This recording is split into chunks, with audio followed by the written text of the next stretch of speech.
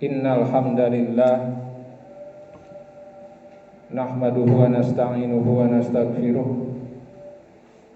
wa na'udzu billahi min shururi anfusina wa sayyiati a'malina may yahdihillahu fala mudilla lahu wa may yudlil fala hadiyalah. Ashhadu an la ilaha illallah wahdahu la syarikalah wa ashhadu anna Muhammadan abduhu wa rasuluh, amma ba'du.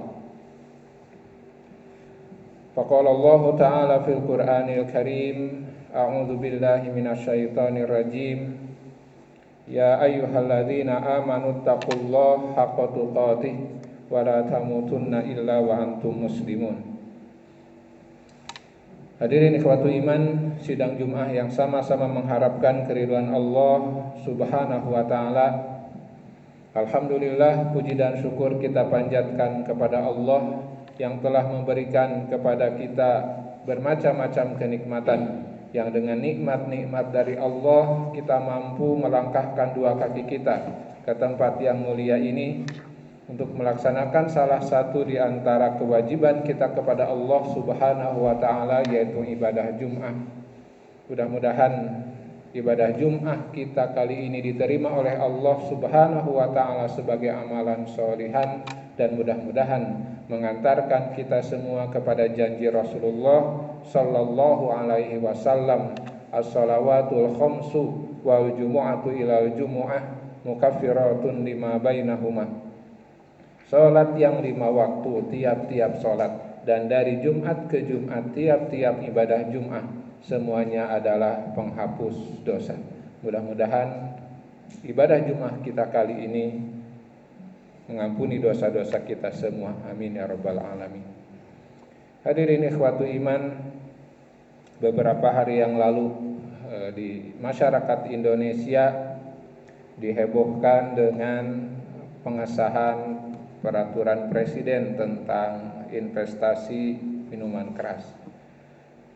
Hal ini tentu mengagetkan kita semua, walaupun dari sisi perekonomian ini bisa jadi dimaklumi karena memang kondisi Indonesia saat ini terutama akibat pandemi mengalami kesulitan ekonomi. Tapi tentu dilihat dari sudut pandang Islam, ada kerugian-kerugian yang sangat besar apabila investasi ini dibiarkan. Dan alhamdulillah, walaupun perpresnya tidak dicabut secara langsung karena terkait dengan undang-undang yang lebih besar, undang-undang yang disahkan beberapa bulan yang lalu, undang-undang Omnibus Law, tapi tentu yang dicabut adalah terkait investasinya, yaitu terkait dengan lampirannya. Walaupun demikian, hadirin ikhwatu iman, hal ini tentu sekali lagi perlu kita terus-menerus waspadai, sebab bisa jadi kesulitan ekonomi ini sebagaimana diisyaratkan Rasulullah sallallahu alaihi wasallam, kadal faqru an yakuna kufron. Kefakiran itu seringkali mendekatkan, hampir-hampir saja membuat seseorang mendekatkan kepada kekafiran. Kefakiran di sini tentu bukan hanya kefakiran individual, bukan hanya kefakiran personal, tapi juga kefakiran bangsa, kefakiran negara. Bisa jadi karena kesulitan ekonomi, karena kefakiran ini bisa menyebabkan kufron, kekafiran, munculnya sifat kekafiran. Nah, kafir juga tentu hadirin ikhwatu iman dalam Al-Quran ataupun hadis tidak satu maknanya, yaitu sesuatu yang berada di luar Islam. Seringkali kekafiran juga dijelaskan oleh Allah Subhanahu wa taala sebagai lawan dari kesyukuran. La in syakartum la azidannakum wa la in kafartum inna azabi lasyadid. Itu salah satu ayat yang menjelaskan bahwa kafir itu lawan dari syukur, bukan hanya kafir itu lawan dari muslim atau dari iman. Maka hadirin ikhwatu iman, hal ini pun menunjukkan bahwa bisa jadi orang-orang yang mengaku muslim, orang-orang yang mengaku beriman kepada Allah Subhanahu wa taala tetapi melakukan perbuatan-perbuatan sebagaimana orang kafir walaupun tidak mengeluarkannya dari Islam, tapi hal ini menunjukkan tiadanya syukur terhadap nikmat-nikmat yang diberikan oleh Allah Subhanahu wa taala. Hadirin ikhwatu iman, kesulitan ekonomi ini sebetulnya tentu akibat dari perbuatan-perbuatan atau kebijakan-kebijakan sebelumnya. Tentu dibutuhkan upaya yang sangat besar untuk keluar dari kefakiran negara ini. Perlu terobosan yang besar, sebab hadirin ikhwatu iman, hakikatnya sejatinya Indonesia adalah negara yang kaya raya. Tidak fakir sama sekali sebetulnya kalau melihat sumber daya alamnya. Tapi tentu sekali lagi karena kita hidup di dalam dunia modern seperti ini, bisa jadi sekali lagi walaupun negara kita kaya, tapi secara mental dan secara ukuran ekonomi dunia kita disebut negara yang masih fakir. Maka hadirin ikhwatu iman, sekali lagi perlu diwaspadai, kadang-kadang seringkali kefakiran itu mendekatkan kita kepada kekafiran.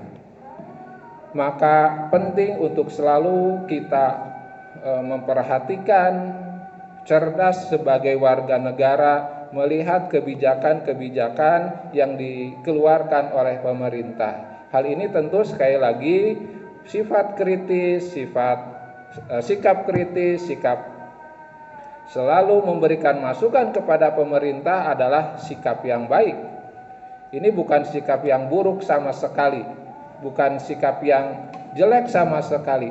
Kritis, bersikap kritis dan selalu memberikan masukan, terutama yang terkait dengan keyakinan kita sebagai muslim, ini adalah sesuatu yang baik. Maka hadirin ikhwatu iman, bagi kita umat Islam penting untuk menyiapkan diri kita, menyiapkan generasi yang kaya dengan ilmu, faham terhadap agamanya.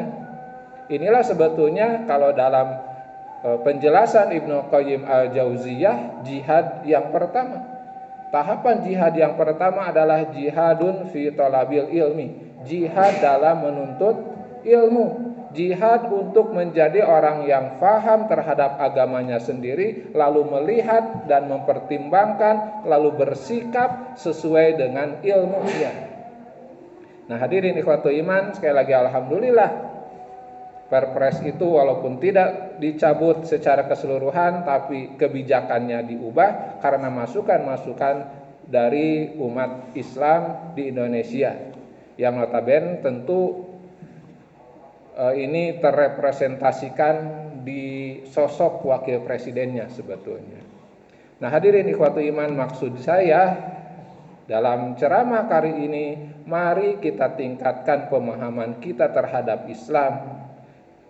Mari kita tingkatkan pemahaman kita terhadap agama kita ini, sebab inilah benteng satu-satunya yang bisa menangkal kekafiran yang diakibatkan oleh kefakiran. Kalau kita sudah tidak punya iman, kalau kita sudah miskin iman dan miskin ilmu, bagaimana mungkin kita tidak terlepas dari kekafiran yang diakibatkan oleh kefakiran itu? Maka satu-satunya benteng sekali lagi selain keimanan tentu adalah ilmu yang harus selalu kita tingkatkan, karena hanya dengan ilmu iman akan bertambah. Dengan amal, dengan ilmu, maka iman akan terus bertambah. Hadirin ikhwatu iman, di antara peringatan yang Rasulullah Shallallahu Alaihi Wasallam sampaikan terkait dengan akhir zaman, terkait dengan kondisi umat Islam di penghujung dunia, bisa dikatakan walaupun tentu dari hari kiamatnya bisa jadi wallahu a'lam, masih jauh bisa jadi, tapi Rasulullah Shallallahu Alaihi Wasallam memberikan isyarat di antara tanda-tanda hari kiamat adalah yang pertama an yushrabal khomru, diminumnya khamar, wa yathbutal jahlu, dan tetapnya kebodohan, wa yadharuz zina, dan nampaknya perzinahan. Maka hadirin ikhwatu iman, kalau kita lihat di zaman sekarang kita ini, tiga-tiganya bisa jadi sudah mulai terlihat, sudah mulai muncul. Minuman keras sudah diminum seperti biasa. Jangankan sebelum kebijakan yang kemarin muncul, sejak sebelumnya pun di Indonesia minuman keras itu sesuatu yang diperdagangkan seperti biasa, ada di mana-mana. Walaupun tentu masih dalam lingkup terbatas, tapi legal, beredar. Yushrobal khomru, bahkan selalu saja ada di lingkungan kita yang meminum minuman keras. Lalu hadirin ikhwatu iman, ciri yang kedua kata Rasulullah, akhir zaman itu tanda kiamat itu adalah wayasbutal jahlu. Wayasbutal jahlu, tetapnya kebodohan. Kebodohan di sini tentu maksudnya bukan kurangnya orang pintar, tapi terlalu banyak ignorance, terlalu banyak membiarkan ilmu agama tidak difahami. Orang pintarnya banyak, tapi orang yang paham terhadap agamanya sangat sedikit. Sehingga akhirnya nanti Rasulullah Shallallahu Alaihi Wasallam memberikan peringatan, hati-hati, akan selalu ada, kata Rasulullah, du'atun ala abwabil jannah, orang-orang yang abwabi jahannam, da'i-da'i, pendakwah-pendakwah yang mengajak ke neraka. Orang-orang yang mengajak ke neraka. Hadirin ikhwatu iman, sekali lagi hal ini bisa kita lihat selalu nampak dalam kehidupan kita. Yang mana yang lebih dipilih antara ulama? Yang mana yang lebih dipilih di antara ulama atau selebritis? Kita bisa melihat. Hadirin ikhwatu iman, ciri yang terakhir kata Rasulullah, wa yadharuz zina, dan zina yadhar, menjadi fenomena, menjadi sesuatu yang nampak muncul, bahkan bisa jadi dianggap biasa di internet, bahkan di dalam dunia nyata sehari-hari. Kasus-kasus perzinahan, baik itu dilakukan oleh selebritis ataupun orang-orang biasa, ini nampak muncul, bahkan menjadi sesuatu yang menghebohkan. Hadirin ikhwatu iman, sekali lagi tanda-tanda kiamat yang disebutkan oleh Rasulullah Sallallahu Alaihi Wasallam, diminumnya minuman keras dan menetapnya di masyarakat kebodohan terhadap agama, dan nampaknya perzinahan ini muncul di masa sekarang ini. Maka kembali lagi kepada pernyataan tadi di awal, hanya iman dan ilmu yang akan membuat kita mampu bertahan walaupun kita dalam kondisi sefakir apapun. Barakallahu li wa lakum.